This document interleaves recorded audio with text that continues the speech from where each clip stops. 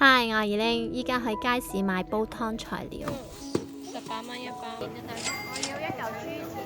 今日嚟煲石斛蘋果燉湯，呢個湯咧好適合夜瞓、捱夜、吸煙人士啦，可以清肝火嘅。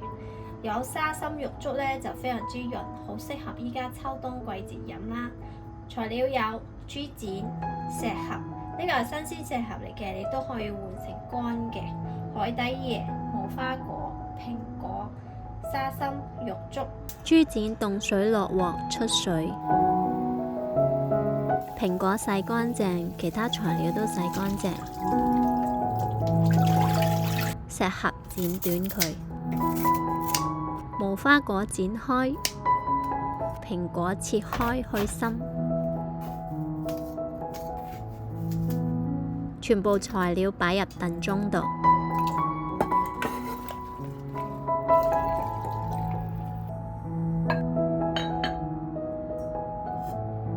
電子煲燉佢3個鐘，